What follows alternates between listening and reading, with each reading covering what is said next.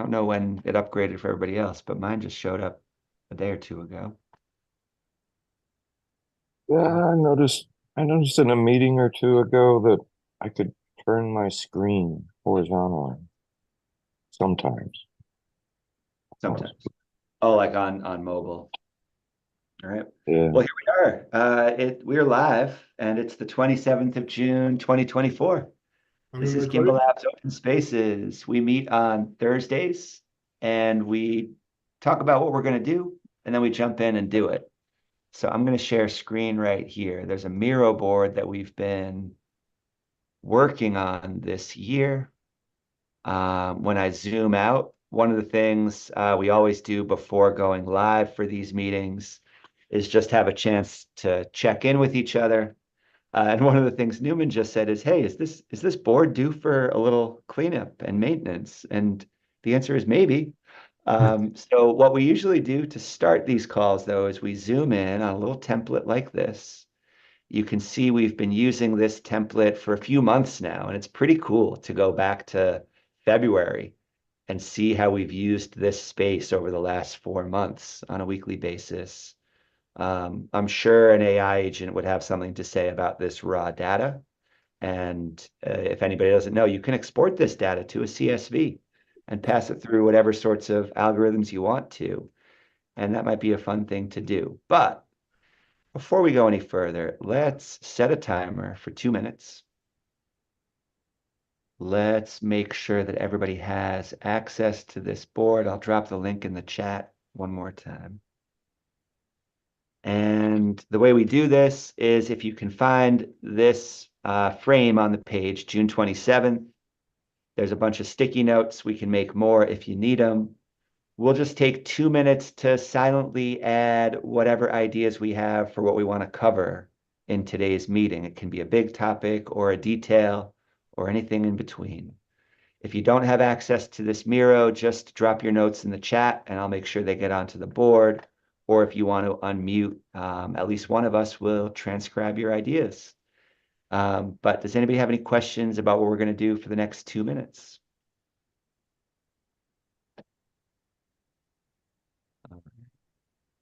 Enjoy the reflection time, and we'll see you in just a moment.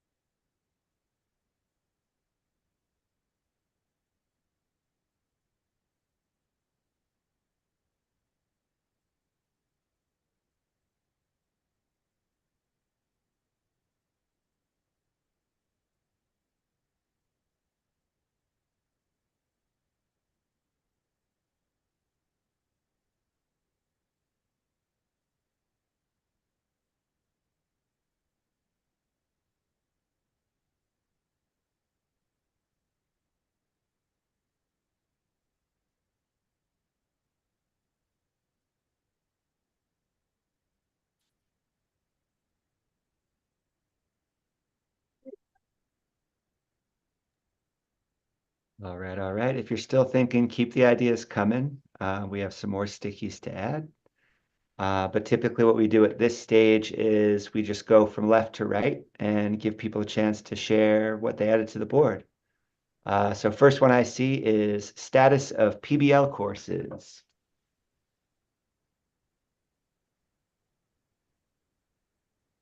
Newman, was that you? You mentioned that one. Yep, that's one that I'm interested in. Yeah, oh, I guess that's right. We talk about the ones. Yeah, uh, like how many students are there? How's it going? You know, at the meeting at this time on Wednesday. Is that where the students are? I haven't even really been monitoring the Discord, so like, are people asking questions? Are people getting stuck? Um, yeah, number of students, like people attending the meetings, people engaging in Discord. Um, you know, are there any like problems, and have people been able to edit the course in order to solve those problems? That sounds like maybe a big ask, but that's at my mind. Yeah. Um, because I do take the like my role in the community circle, like thinking about, because I feel like this is sort of a community thing. Like, hey, here's this idea around open spaces, and then we get together, and you know, we have a valuable check-in. It's definitely valuable to me. And then, but then, like thinking about all the people in the community, and we were thinking a lot about like Project Catalyst and everyone's proposals and sort of working with them. But now I'm shifting my attention to the PBL and the students. Um, yeah, so updates. Those are the type of updates that I'd love to get. Yeah, that's a great mini agenda for those updates as well. I think that's definitely worth doing today. That's Okay. awesome. How about this one? Verbal proposal for making previous proposals publicly viewable. Uh, And that Claudio, I was see your hand. that was me. I just wanted to propose that we have a place where we can, anyone, even people that don't have access to Notion, to be able to see the proposal or read the proposal. Just because last time when Ken was presenting the work that was completed, our source of truth is the proposal, and I didn't have access to it, so I couldn't like compare. And would it be fair to say you want access to all approved proposals or all previous proposals, even if they, whatever their status? So I was thinking more in terms of not just me, but like anyone that like comes into Gimbalabs, they would have access to see, okay, these were the proposals presented, these were approved, these were not approved. Um, yeah, and so deciding just if it's by default, if we make all of those public, that's really good. And Yeah. it doesn't necessarily have to be Notion, because like you'll have to give access. We could just create like a small GitHub repo and put like PDFs in it. So Yeah. Well, it's built into Notion just to publish a document. So rather than creating copies of docs, we always want to try to use the same document if you can. okay, Notion okay. does make that possible. It's just a matter of a policy decision, but I think we can, let's come back to this one today. I think that's a really good one too. All right, cool. Yeah, these are two really relevant, I think, whole group questions that I think we can make some pretty quick progress on. So that's good. And then the things I brought down here are actually in keeping with that theme. So keeping like a high level view today. I'd love to look together at the Gimbal Labs calendar for the next 2 months, share some thoughts about the next season of Playground, and to raise this topic of circle maturity, but all of it kind of aligns here. So what if we just, as a whole group, we move through all of this? Maybe we start here because it's kind of a technical and practical one. We can see what questions that raises. Then we can jump to an update on PBL, and then we can jump to some calendar stuff. And actually, this circle maturity stuff is gonna connect to an update on PBL. So there will come full circle and kind of connect these dots at the end. If this is what we do and we keep it one main room today, how would that feel to everybody? Yeah. Claudio, what you got? Sorry, I just wanted to make sure in the status of PBL courses, if you could throw in the other PBL courses being elaborated, what the stage they're in and what's the agenda for them, like Mesh and Aiken and Go, if you could. I mean, I would like to know. Mhm.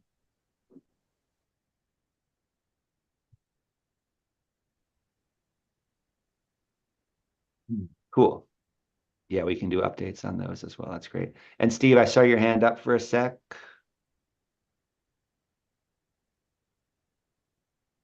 Hey, I had the impression that we were going to hear something from Martin about his thing, but I didn't.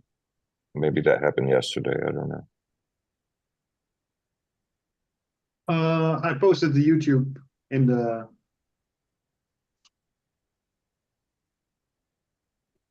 chat. Thanks. Okay, cool.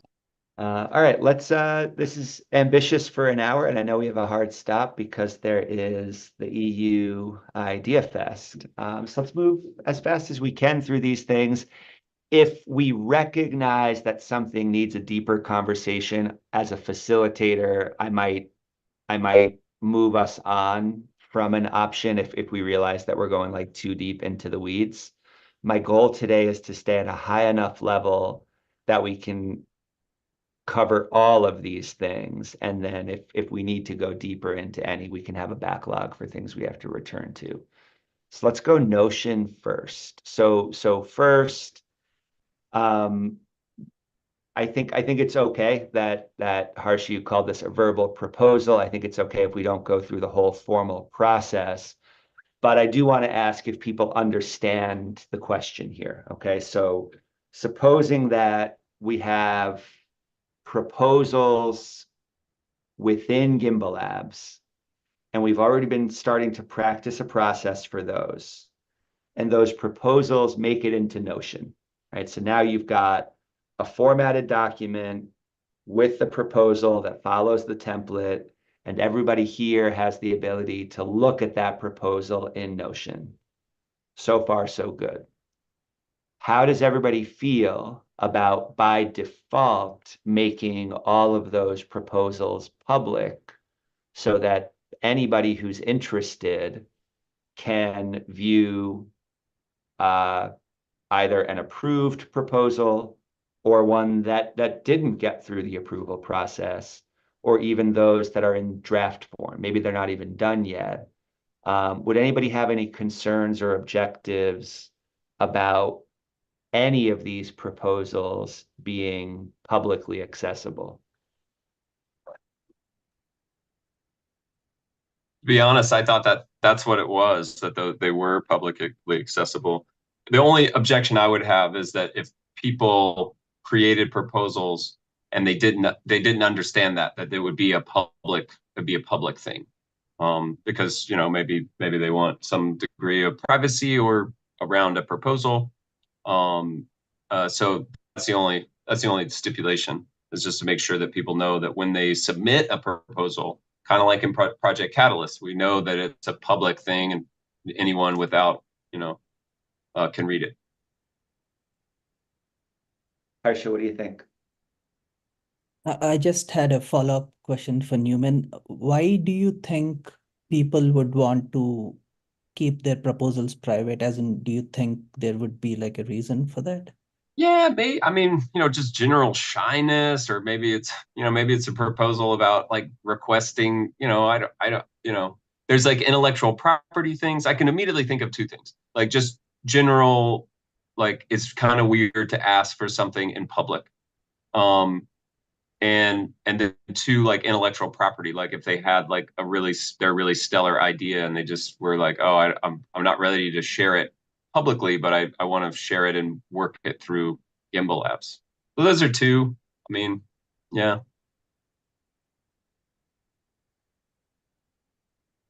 One reason that I would want to keep a proposal private is just that it wasn't done yet. Mhm. Often I don't want to share with anybody a first draft of something, because if they came upon it, they would have the wrong idea about what I was trying to say, right? And so that sharing something publicly before it's ready for that, I've found often leads to frustration. How would it feel? But that's the thing, right? Like one answer to that is the idea scale answer, right? So most people, when they write a Catalyst proposal, they just draft it somewhere else and they copy and paste it into idea scale when they're ready. And that's fine. But I don't think that's the best way to work either. So what if you do have a Gimbalabs Notion account and you're able to create a new proposal from the template there, by default, it's still private. Why? So that you can work on it, so that you can have a work in progress that's not for just anybody. Now, it would still be visible to the rest of the people with Gimbalabs Notion accounts. And if you need more privacy than that, then sure, go draft it somewhere else. That still applies. Personally, I'm okay with all of you seeing any idea that's a work in progress, and I probably want feedback on it. But like I said, I don't want it publicly visible until I say, okay, that's a completed first draft. And so as an addendum, like what if, Harsha, to kind of formalize this proposal, what if we said this? What if we said no later than the time that somebody presents their proposal to the rest of the Gimbalabs crew for approval? By that point, the proposal should have a public link. Personally, I think that makes a lot of sense.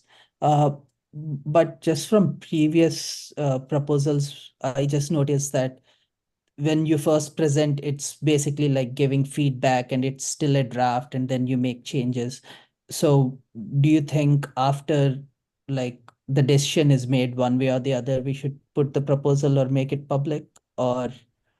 Right. So that's a good question, right? So there's like there's the proposal forming process, which maybe could still be private. You're pulling in whoever you want to that. What if I updated what I just said a little bit? What if we said by the time that the consent process starts for a proposal, it has to have a public link? Because by the time we go to consent, it should already have been through a revision process.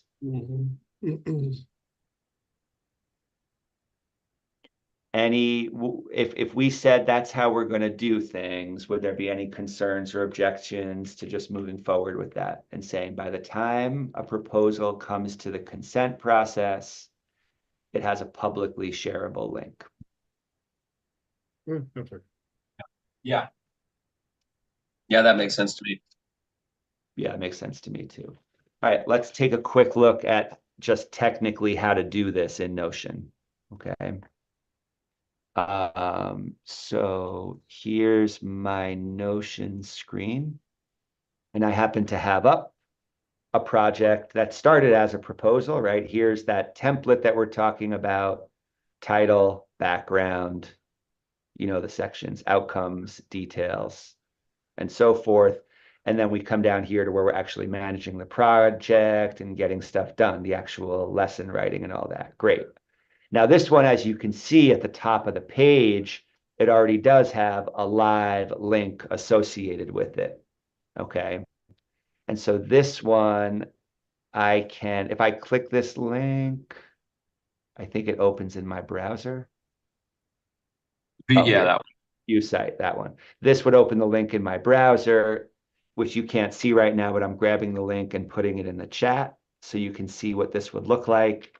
And if you're logged into Notion, just open up like a guest tab in your web browser to see that this link right here is publicly visible without anybody logging into Notion. Okay. Any questions about that part? The fact that this can be done to any document here? Yeah. Okay. So now how do you do it? There's a sharing button in the top right corner, which has a publish tab, and this one is published. So let's go look at some other projects that we might be working on, like Aiken PBL, for example.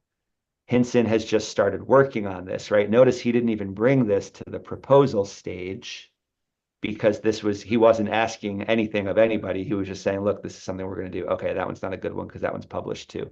Let's find one that's not published. That one's published. Oh, looks like all these are published anyway.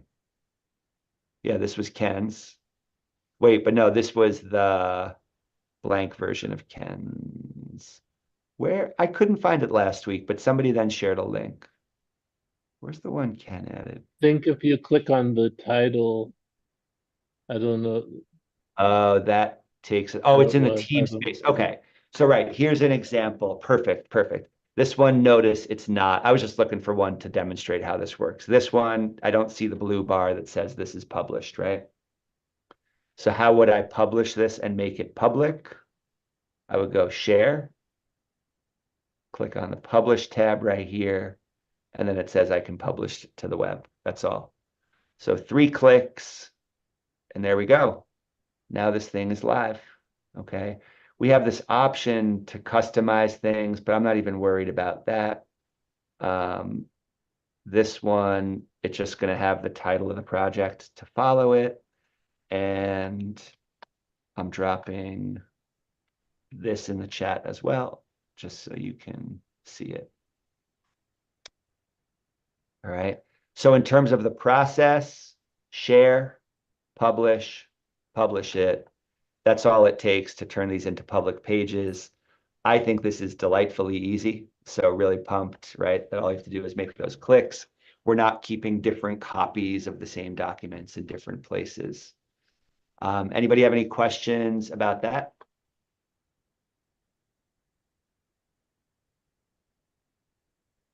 Okay. Cool. So let's move forward like that.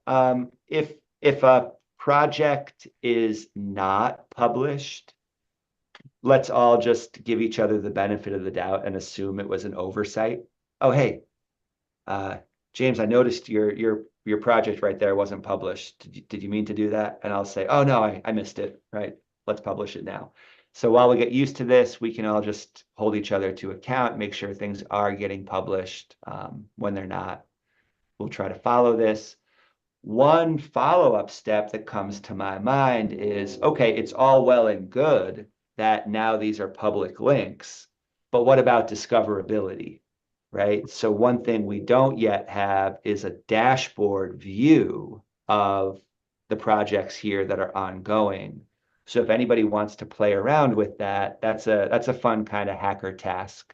And I could imagine a few different ways to do that. We could make a public dashboard page directly in Notion and just add those links.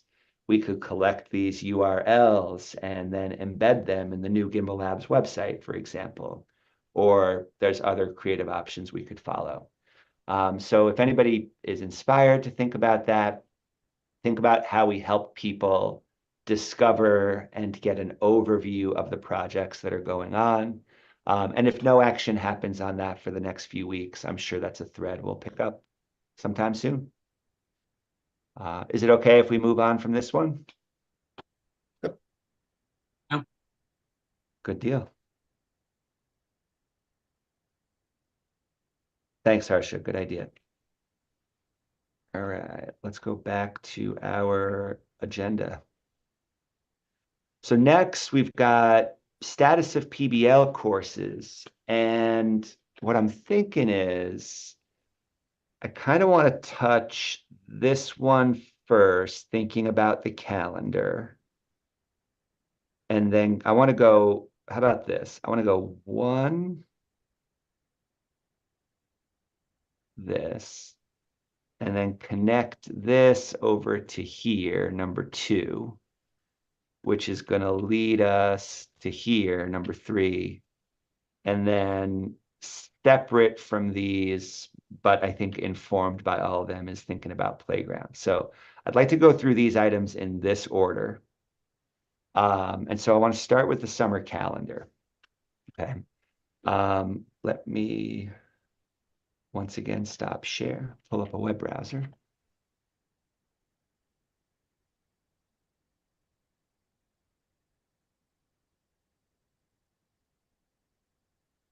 All right, we have had an exciting year. We've been doing open spaces since, well, they were governance sessions back in January, and we spent the first 4 to 6 weeks of the year kind of going through defining a primary driver, using the raw material that we used to get to a primary driver to start imagining what some circles could be. And then we started using these open spaces to kind of get together, decide what we want to talk about. Sometimes we've been sticking around in this main room, and other times we've been going to breakout rooms. And we've accomplished a lot. The Miro board is a testament to that. The different authors on Catalyst proposals is unprecedented so far in what we've been doing at Gimbalabs. So that's incredible. And I think there's been a lot of emergent leadership in a lot of different ways. So that's been really amazing. We're halfway through the year. It's a nice clean end here. And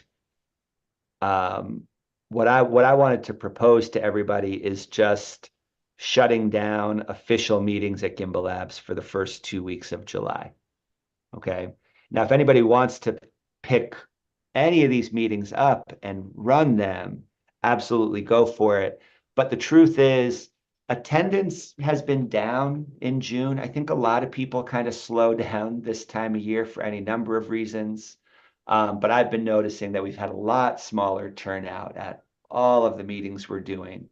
So it doesn't feel like a huge risk to me to not have public meetings. In fact, in the long run, I think this is healthy. I would love to work even more seasonally. Some of us have talked about this in the past, and maybe, for everybody to know, oh, at Gimbal Labs, yeah, they do that meeting schedule some parts of the year, but other times they express their belief in deep focused work, right? By not hosting those kinds of meetings and doing other kinds of things. So just want to encourage everybody to be creative with this time and think about how often it might feel good to have like a 2 week empty space on the calendar. So that's part one. Okay. Personally, I'm taking a little bit of time with my family next week. It's a holiday here in the United States where things really slow down the first week of July. And then the week of July 8th, I'll be working, but really taking intense developer time to really focus uninterrupted on a few things. And this relates back to Plutus PBL. So we'll come back to that in just a moment. But personally, that's what's up for me these next 2 weeks. My question for everybody is, what should we do after that, right? From the week of July 15th through the end of July, and then into August, part of me wants to just cancel all of these meetings for the rest of the summer and start over and do something a little, be creative with how we use time. Last week, we talked about not having all of these 1 hour possible meetups during a week. But what about just having like one longer open spaces session where we can really dig into some topics, but that only takes up one day, right? Or other creative options. What do you think? Anybody have an instinct for how we should spend the rest of July and August? Steve, what do you think? I'm down for the once a week thing. And that would just make my life a lot easier for the things that Kelly and I talk about. So that's my vote. If we did once a week, what would your expectations for that session be?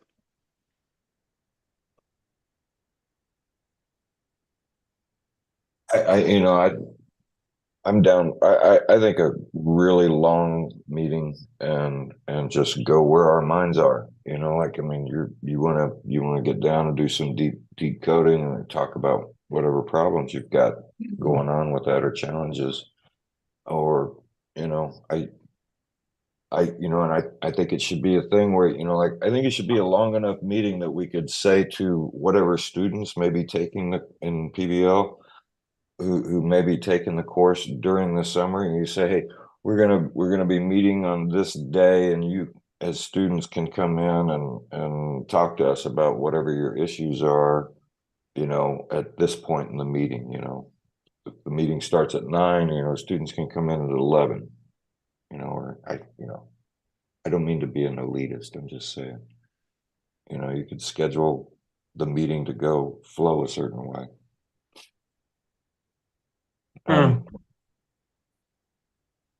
Juan, what do you think? I don't know, you know, like there's all kinds of shit happening in this community all the time. It's not like I ever think that we're gonna run out of things to talk about. You know, like I want to talk about what happened on Tuesday with this hack, but you know, in a group setting, but I don't want to do it on Twitter, so I want to do it with you guys.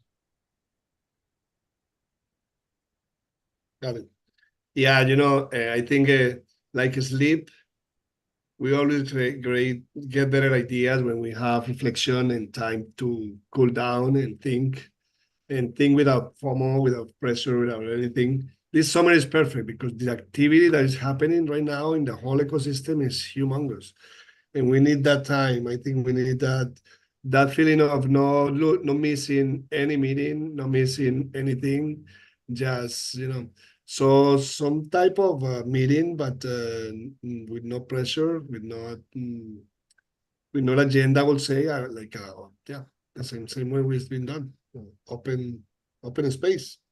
Yeah. But yeah, again, reflection is key. The family time is precious. The other thing important is that one of the things that I always mention here is the fact that people burn out. People burns out because of the amount of load that people have. Many of us do this for fun, and when there's no fun, there's no reason to do it. So that's my point.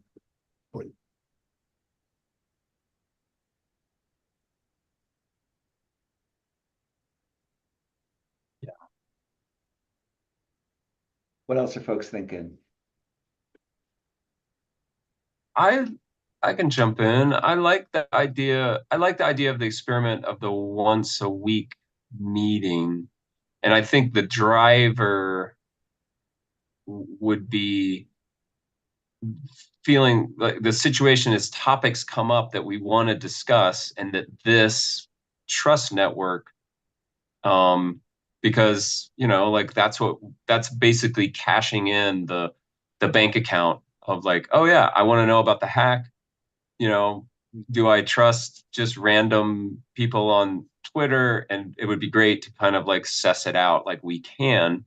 I also think that the pressure of like having something to get done uh will kind of keep people away and like decreases fun. But then, a little bit of pressure is fun. So I think I like the idea of like a really open meeting. And then the long meeting is just like, yeah, I know that Tuesday or Thursday or whichever day is like there's a 4-hour like drop-in kind of meeting. And maybe it's like, in some fashion that like big, yeah, the right amount of structure to make it go. But I think that it could with the minimal thing, or continuing on with our thing. I got sort of rambly, but the other thing is it would be cool to like develop that driver, to kind of to lean into the sociocracy. It's like, okay, what's driving, and look at our primary driver and say, oh yeah, in order to to make a safe space, then we should do this. Mm-hmm. I'm looking for our primary driver again. I'll read it out. No, this is great. I mean, what's really cool is that open spaces, which we've kind of been practicing like a modified version of, right? We've been doing a version of open spaces that works on Zoom in a 75-minute block, essentially. Open spaces definitely is better in person, but since we can't change that part, it's also better when you have a bit more time, an extended time. So to have a weekly, say, 4-hour block where we know it's going to be open spaces, the agenda is made. I can already imagine right now the small tweaks that would have to be made to how we organize the different topic ideas that come up. And we can think about really formally how to ensure the use of breakout rooms and potentially different time blocks, right? You can imagine if we were going to do a 4-hour weekly session and people were going to bring open spaces ideas, maybe you can imagine that there would be like 3 1-hour blocks that people could then break out into depending on the size of an idea. And some ideas, people might say, well, for this idea, I'm going to use all 3 blocks. We're just going to go for 3 hours right here, right? But another idea might be, okay, this is a 1-hour one, and you can put this all on a Miro board in a 2x2 grid. These are the breakout rooms. These are the time blocks. And now everybody knows here's what we're covering for the next couple hours. From a practical perspective, that could work really well. I would want to figure out together what we would mean by open spaces versus what we might mean by drop-in. Okay. Right. Because drop-ins are really fun for the people who are dropping in, right? To use that word fun. They're not fun for the person who's in charge of like making sure that the drop-in space is open for 4 hours. Right? And as the person who's facilitated a lot of meetings that have been fun to drop into, right? A lot of people, they come when they can, and that's wonderful. We want to maintain that space. And this is kind of getting into some of the other things I want to get to today. But for me, it has stopped being fun because I don't know who's going to show up on a given day, right? And sometimes it's just 2 people, and other times it's 16 people. And sometimes there's a couple people who want to work very seriously on one thing, while there's other people who just want to talk about whatever's on their mind and have that fun, right? There's a tension there, and it's really hard to manage that tension.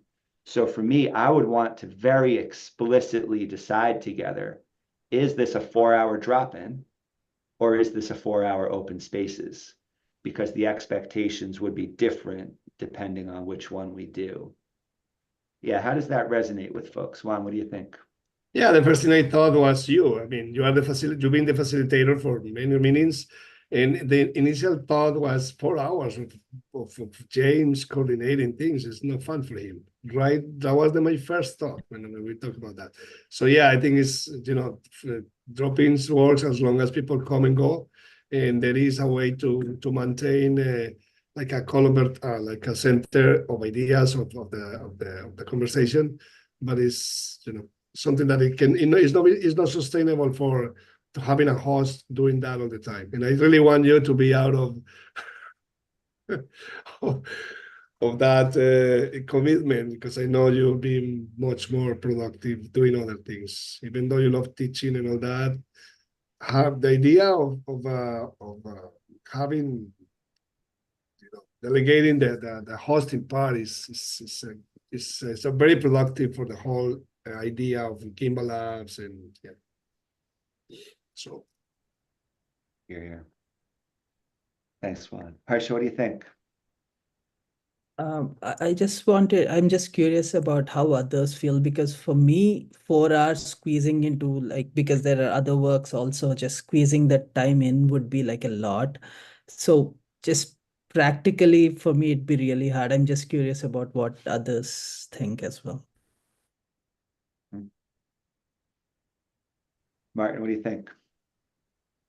Well, my primary driver is making payments work for blockchain and point of sale systems, or web payments. But I would not like to have the host think that it's not productive for him. So if you want to do a long space, maybe you would need to have a clear objective where everybody is gaining something.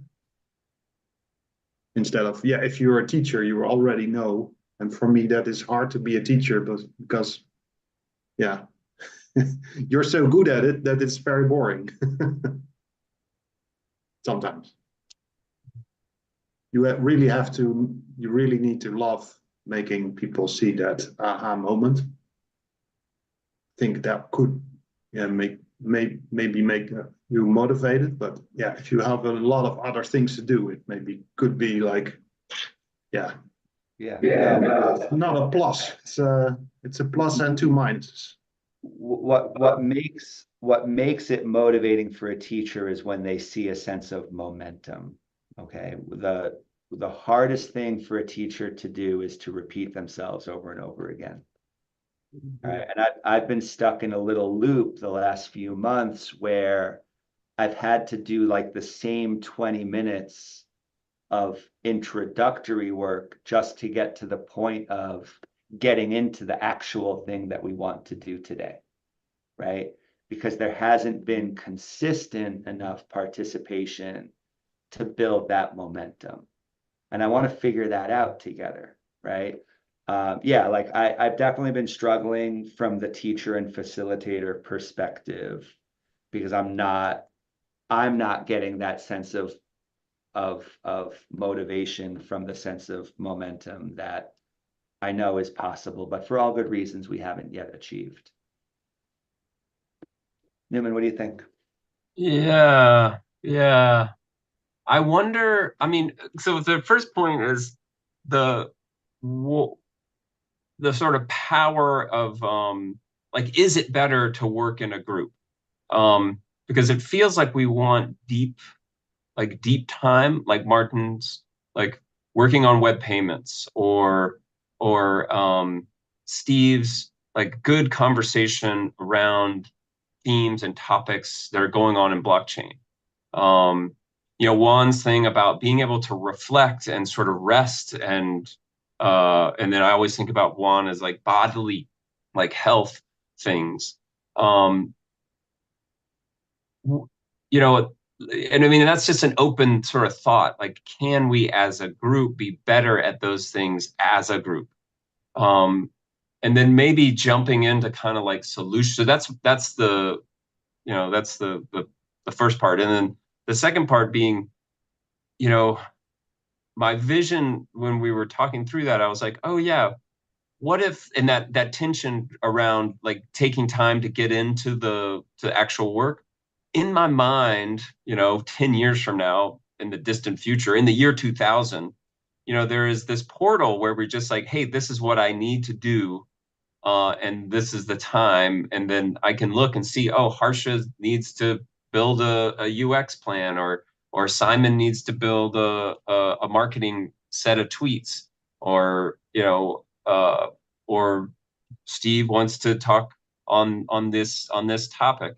And I see those things and I can sort of choose, and it's sort of, not automated, but that agenda setting happens, and then we show up and it's more formalized. Anyway, that's sort of my future thought of how it could work, but we've always tried. It seems like that has been tried, like to set agenda things, and then it happens. But I like the reason just immediately to say, I love the idea of like, this is happening now in the moment, and just taking that time to do it. So yeah, those are just some thoughts. So this kind of open spaces where we surface what to talk about, yeah, it's powerful and productive, and I think there is a place for it. And I do think it's a structure that will continue. But Newman, part of what I'm hearing from you is like, what if the experiment was more around when we show up, we already know what we're talking about? Right. And that sort of feels like we've, with like our the other live coding, like the other calendar items, it's just like, this is a time for this. And maybe that's what it is that we choose different like set times. Yeah, I think that is, I think that's it. It's just like having time to like just show up, see what's on your mind at the moment, and then go versus establishing this is the time that I work on these things. Yeah. Yeah. Juan, what are you thinking? Yeah, I think I've been writing some ideas here. Yeah, whoever comes to this type of spaces, we need to be more consistent and committed. I think is key. Yeah, I feel the heat when you repeat things that needs to be repeated because for everybody to catch up on things, but it still is a repetition, and it is something that as you said, move you a little farther from that point of momentum, which is important. Yeah, and so I guess if we are able to review material before we get together, I mean, whoever comes, be able to have certain level of management in terms of the material. But then the other thing is that the focus is not even the people that comes, it's people who sees this after. So the other idea is to have co-hosts, at least one or two co-hosts every time, and really delegate to them, and then prepare in the background.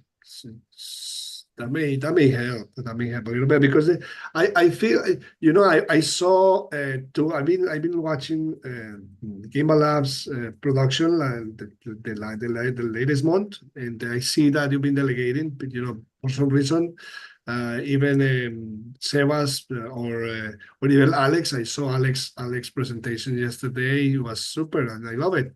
I think it's nice. It's nice for us to start, putting our toes wet on this because it's the idea of PBL, becoming Yeah.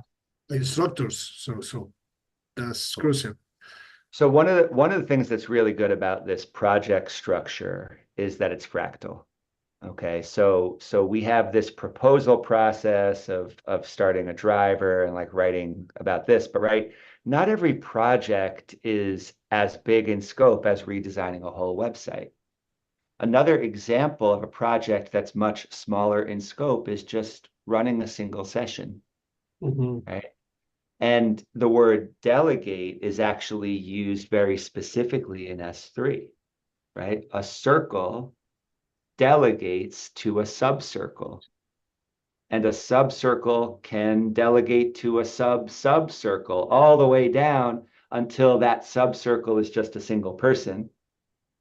And now that's a person with a role to accomplish, right? So all of these processes actually already give us a starting place. And what if everybody who showed up for a meeting had already read the brief on it, something that followed a similar outline to this? It doesn't have to be long, right? The description might be a single sentence. The background might be a single sentence. The intended outcome, same thing, single sentence. The details, hey, at this meeting, we're going to cover 1, 2, 3 agenda items. Boom, right? You can imagine how this template here works for proposing a meeting. And Newman and I have talked about this idea in the past. We were reading the what's his name, the Godin book, right, where he talks about doing the reading, right? A culture of having done the reading. A lot of people show up for PPBL meetings even though they've never read a lesson of the course, right? What's our responsibility as teachers to somebody who hasn't done that reading? Do we have to read it to them, right? And so there's things we can play around with in terms of expectations that are not about finger wagging, right? It's not about, oh, we should do a better job. I don't want this to come across as like, oh, people better step up or else. That's not my message. No. My message is people are stepping up. And when people do the reading, we accommodate for that in certain spaces. And there's other meetings where we accommodate the people who aren't doing the reading, and that's okay too. And those are different kinds of facilitation. But I think we have a lot of the building blocks in place to enact some of these things. And, these, like Newman mentioned, these meetings, like the Cardano Go, we don't do a check-in, a formal check-in at the beginning of this. This is 1 hour where we're just focused on Cardano Go development. It's very focused. We jump in and it has that kind of that workshop vibe, right? So what if what if we don't talk about August yet? But what if we clean up July just a little bit? I'm gonna remove. I know that, like, for example, we have a little bit of regrouping to do in Mesh. Let's say there's not going to be yet scheduled any Mesh live coding in July. And this involves some other stakeholders, Jingles and Hinson. And I've been catching up with them about what we're doing next and building content. I think we are going to be working on Mesh PBL, and this cuts to some of those updates that Claudio asked for. I'm going to jump into those in just a second. But I think it'll feel really good not to have a set time for that. In fact, same thing with PPBL, which we might realize is already ready to come back by the 17th. But just to give ourselves a little space to really work on this, I'm going to remove these sessions from the calendar as well for now, with the intention of inviting people into the work and sharing the expectation that this is what everybody does. If you want to have a block of working on Plutus PBL, which is a project that's not done yet, let's create spaces to do that. And if it ends up being at the same time that it's been scheduled so far, great, that work can happen at that time, but it doesn't have to. Okay. And my goal for doing this is a way of saying, hey, the building of the PPBL course, it's not done yet. Right. And we want to have PBL live coding sessions where we have the attendance that we've had in previous years. But there's been a little bit of a bottleneck to getting that started, which is simply that we've been running behind schedule getting the course done. So the reason I just removed those from the calendar is just to acknowledge that we need the deep time of getting that project done. And then when it is done, now we can really think better about what the live coding sessions need to be. And so this is not empty for good, and we might even fill this back up again over the next few weeks. But what if we just said, let's keep doing this open spaces session as the one chance to check in together. But let's also commit then to using the rest of the week individually, like to connect with each other. When there is somebody you need to collaborate with, reach out to them on Discord, plan a session. If it feels like the kind of thing that you want people to know about, throw a last minute note up on Discord. Hey, in 15 minutes, Harsha and I are going to be looking at this module in PPBL together. Anybody wants to drop by, you're welcome to, right? How would that feel if we opened up July this much, and then we had 3 open spaces to figure out what to do with August? Any objections to that? Perfect. And I will put, I don't know if that will be, but I will direct people to Discord so they go jump and see what is going on, you know. Right. Yeah, we'll keep doing that. Maybe, Martin, what do you think? on the calendar, I mean. Oh, like a link from right here. I see what you're saying. Yeah. Could be good. Yeah, connecting the Discord, I think is like one of those holy grail of, like, for me, being here live, lots of fun, lots of interaction, then going to Discord, and maybe it's the distraction engine of the whole thing. Like, there's just a gajillion Discords, and it's just a tension that I feel with Discord. It's like, why am I not on Discord a lot more? Or, like, it feels like a spot that I go when I need something, and not necessarily what I go when I want to hang out. Likewise with the Notion. Like, I would love to be on Notion, and, like, that's where that fun interactive energy is, or valuable, like, resource, like an attractive force. But I think this is a common thing for all communities, is to figure that connection between the synchronous and asynchronous. Right. And sorry, Martin, but I think having that link in Discord when you say gimbalabs.org, people go there and look for calendar and look for something going on. Even in the summer. This is one of the things that I will do the most. I send people in, but yeah, I send them to the easy way instead of giving the Discord, so they look for things too. Yeah. They can see the calendar. Yeah, the Discord link could be a little more featured here. All right. Yeah, so we have to make sure people can find the Discord. Martin, what do you think?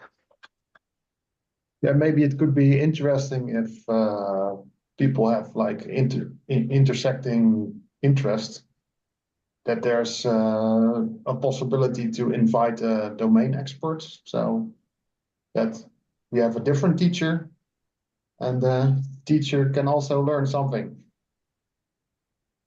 100%. And you could advertise it or put some effort in getting those people here, and then they can learn about this space and So draw more people in. Right. This is perfect, right? So these are the kinds of systems that we can now experiment with. So what I heard you say is, right, there might be people with interests who want to focus in on something, who want to bring in a domain expert to support with that, who then plan a specific session and they advertise it so people know about it, right? All four of those steps are real work. And that's all real work that people can opt into doing. And this is what proposals are for, right? How do we formalize these processes?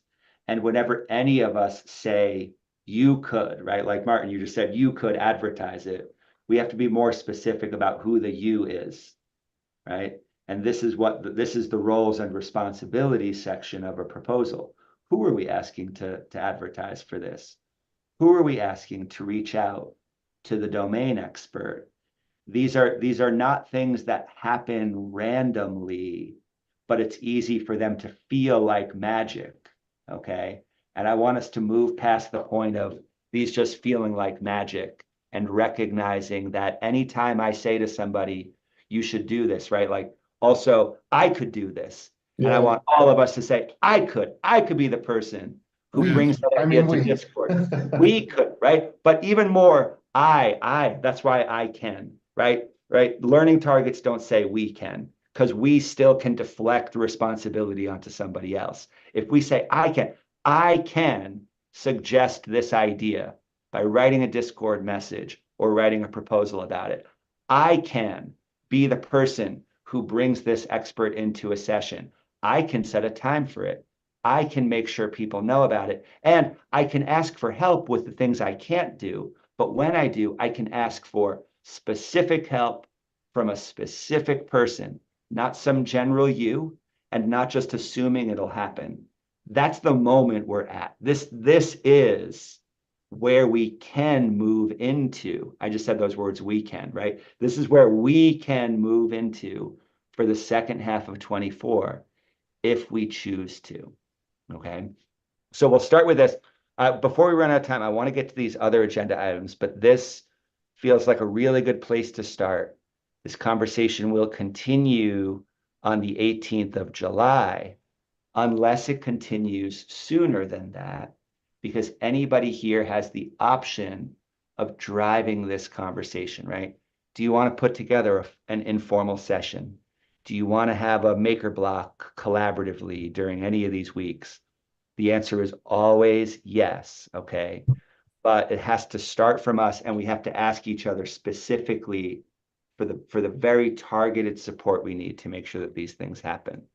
Now, I said I wanted to talk about this before the PBL stuff because PBL stuff is related to this, okay? We thought we would be done with the course in May, really, right? So we're almost 2 months overdue at this point, and that's okay. We're overdue because there hasn't been sufficient time for everybody to get it done.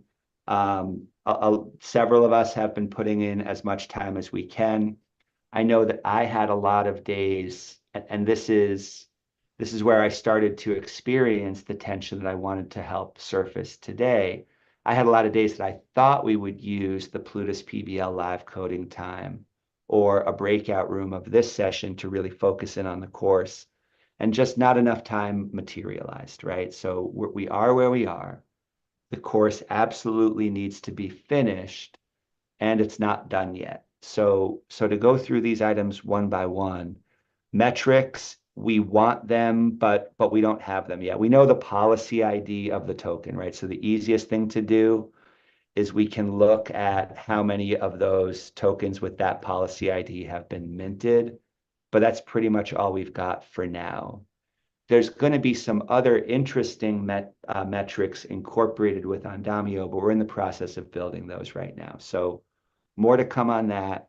And this is absolutely a potential project that's at the intersection of education and building time. Okay.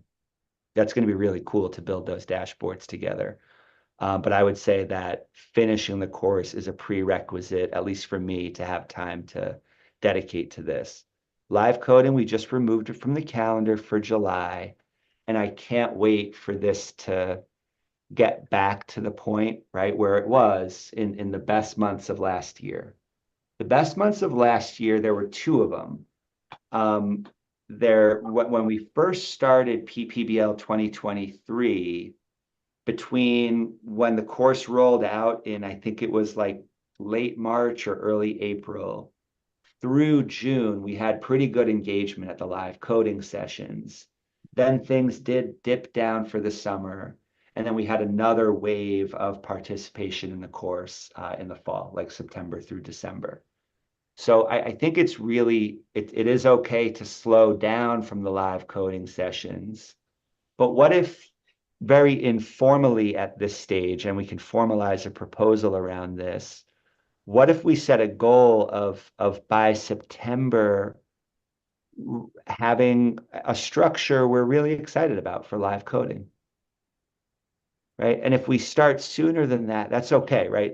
I'm sure there will be some public live coding sessions this summer. I know we're going to continue it for Go.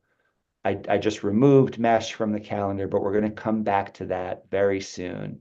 And PPBL, same thing. If we decide we're ready for it earlier, let's do it.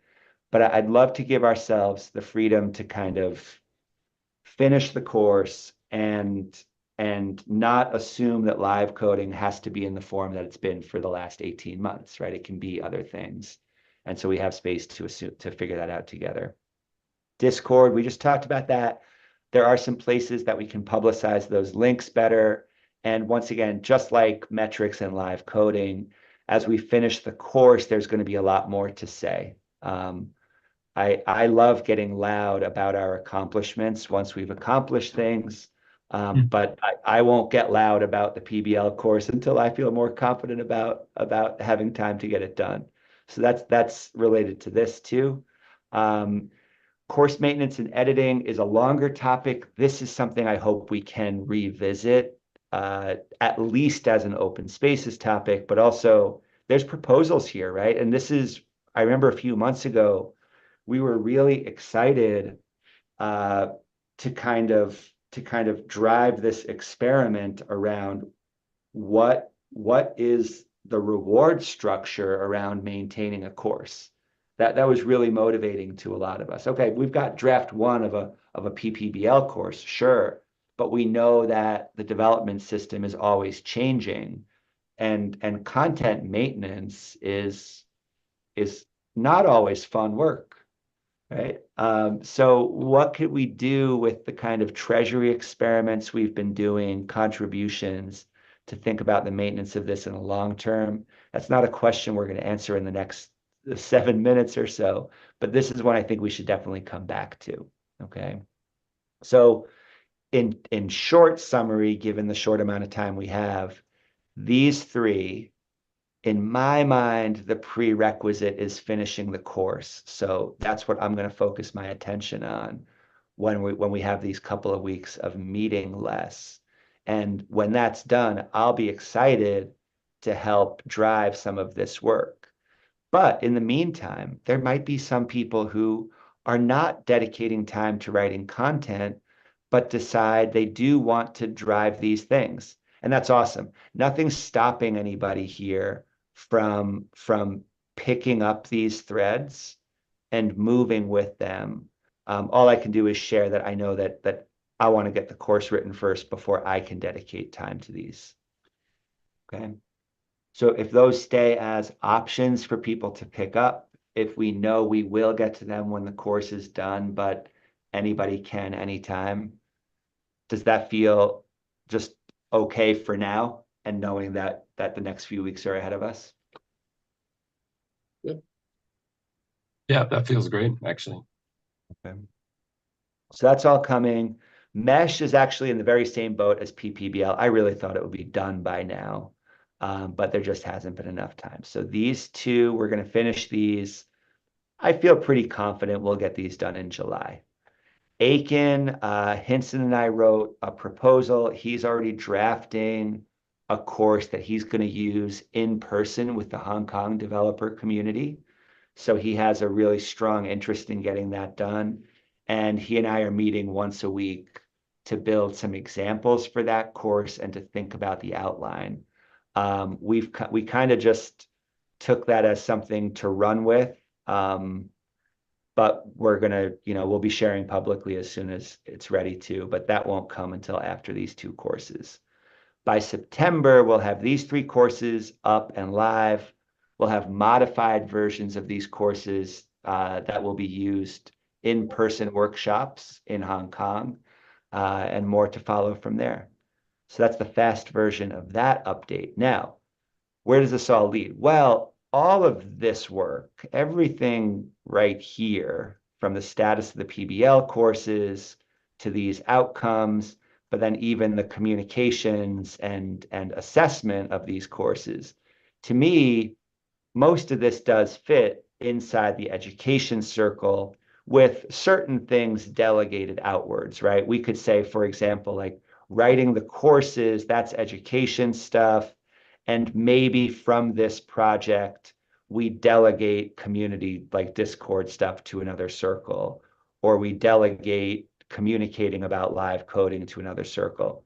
That's all stuff that maybe we delegate building like a metrics dashboard, right, to builders. All of that's possible, but I think it's pretty obvious, right? Like the education circle is driving the creation of education materials. So at a high level, there's some activity automatically happening in education. This is a question I'd like to return to as well later in the summer when we get back into open spaces in a couple weeks. What are our hopes and expectations for other circles, right? Is it okay if some sit here kind of dormant, but something is going to happen eventually? Or is it better for us to say, hey, you know what? There's no initiative in this circle right now, and that's okay. It's better to kind of stick to where the initiative is and follow that. And then when we really feel like we're running with that, blast beyond it, right? Because even in the education circle where there's kind of clear scope to work, we've been moving towards, feeling that momentum, feeling that initiative. But because we've been imagining all these other things too, sometimes it's hard to start everything at once. So this is another one of those big questions. I think we can come back to it. Yeah, Juan, what do you think? Just thinking here, would it be possible to, well, first, I mean, does the circles have a specific list of members, or there are, because it's key to have. We've been going through that with other things that we are doing, but yeah, make sure that every circle has people that is. All right, let me pause you right there. Hold on. Who is making sure that every circle has people? Yeah. Who is responsible for deciding who is in each circle? It's a good question. Could be the circle itself, yeah. It could be the circle itself. It could be the ultimate delegating circle, like the circle that encompasses all these other circles. Like I'm into this delegator thing at the moment. Right. And it really is a simple question. The answer is everybody with their individual decisions. Yeah. Nobody is here saying, hey, you better go over to that circle. We need you in that circle. But People are bringing their ideas and they are deciding to opt in or to not opt in. yeah, but But then sorry, James, for interrupting you there. But then the consistency and the commitment is on people inside people from inside out. 100%. Yeah. Yeah, Who but the thing decides is, whether, right? Yeah. Who decides if a person is consistent? Who right. decides if a person makes commitments? Mhm. Although the Everyone. circles may overlap in different ways at different times. Right. Well, and this is where the word delegation comes in, right? Any circle can say to another, hey, here's something we need. And we would love to, we propose to delegate this to this circle, right? But that's why we have proposals. Mhm. Remember, anytime you're asking somebody else to do something, that's a proposal. And if it's a good proposal, somebody else is going to look at it and it's not going to feel like an imposition. They're going to say, oh, of course I want to do that. Yeah, sure. Great. Right. But if there's no proposal, if there's no clarity about what the task is in the first place, Mhm. how can somebody commit to that? So that's the work ahead of us. I know we're out of time. Last note very quickly. Playground season 3 ended yesterday. Playground season 4 can be whatever we want it to be. Okay. But I'm going to take a break as host, right? I need a break as host. I've not been bringing my best self. I want to be a great facilitator for that session. And I've realized over the last few months, I'm incapable of doing it. And so Playground has been what it's been for the last few years. And it doesn't have to keep being that. For the last few years, it's been 90 minutes starting at around 1800 on Tuesdays, right? Playground doesn't have to be 90 minutes, and it doesn't have to be on Tuesdays. All of this is up in the air, and so please consider what I'm sharing right now a call for proposals. For anybody who wants to see Playground continue into season 4, let's think about that together. But I shared my personal side, like I know deeply that I need a break from it, but also just at the higher level side, I think it would be a real kind of like case study for Gimbalabs to find out if and how we decide to keep it going. Okay. So think about that. Think about if hosting a session like that, like how it's been, or in some other format you can imagine, matches with your personal goals for the next year. And if after reflecting on it, you decide that's something that would really light you up, I would love to support anybody to really take the lead on that and to be the voice of Playground in the new season. Okay. And yeah, you'll have all the support I can possibly give you.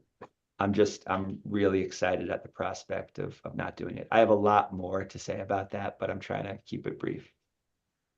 Steve, what do you think?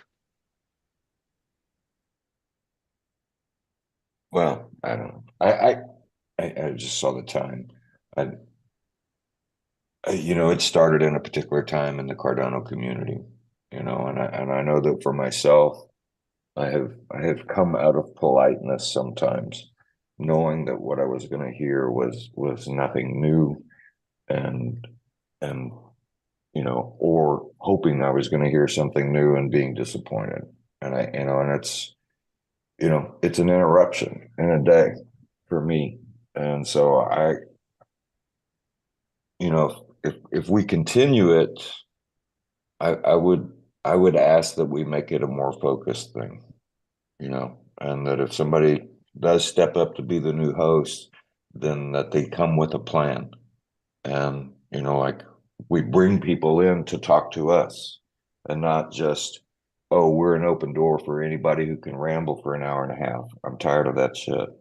You know, I'm really, you know, because that's that part of myself that I know I can ramble for an hour and a half and I don't want to let myself do that. You know? And so if I don't want to let myself do that, why should I let somebody else come do it to me? My thought. You know, it's very cool having this conversation because some of what you just described maps back to what Martin was suggesting about possible ways to host sessions. I know he had to jump off, but right, I think there might be some alignment there. I do think there's a high likelihood that a fabulous proposal that none of us can imagine on our own comes out of this. And so I'm really excited to support that process. No action needed right now, right? If we were keeping with the status quo, season 4 would start sometime in, you know, the second or third week of September, right? So we have time to think at a high level about this. We don't have to rush into any decisions. But I just encourage everybody, reflect, or if you know somebody else in the community for whom this would be a great opportunity, encourage them to think about it, and let's dream big about what might happen there. So thanks. I know I brought a lot of like random little agenda items, and obviously I'm bringing my own current, you know, way of being in the world, and I appreciate you all meeting me for this. But I'm excited to be creating space to be relating differently and to take this kind of midway point of the year to reflect like this. So thanks for the space, y'all. Thank you, James. I know Thank some you. people Have a gotta great jump. week. If you're already late for the next thing, if you got to jump, go for it. But if anybody wants to do a quick checkout, we could do that too.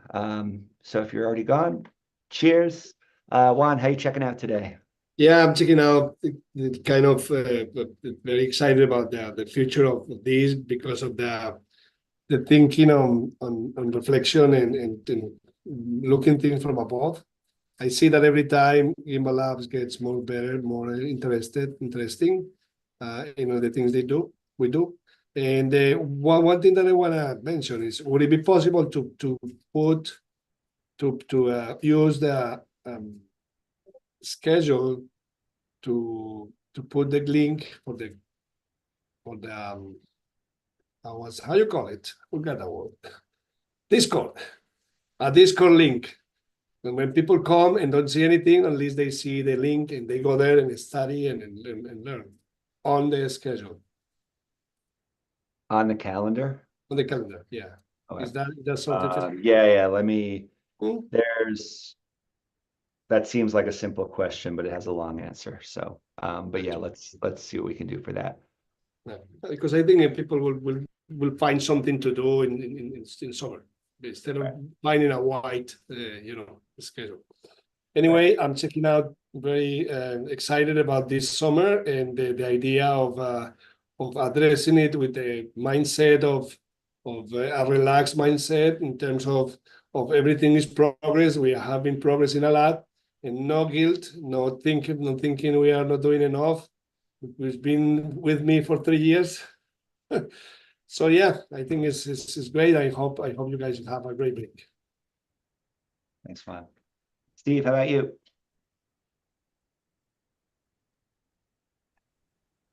I'm good. A lot of food for thought in this. You know, just to add on about this playground thought, you know, like there is a level of swag, right? We have a reputation, Gimbal Labs, and I think that we can evolve Gimbal Labs on this in the playground idea, in the sense of, yeah, I don't know. I'm just playing around with the idea in my head, you know, that we can, you know, we can interview people that we want to learn from. And I think we have enough of a reputation that some people that we might want to speak with would come to speak with us if we express the desire. It's just a thought.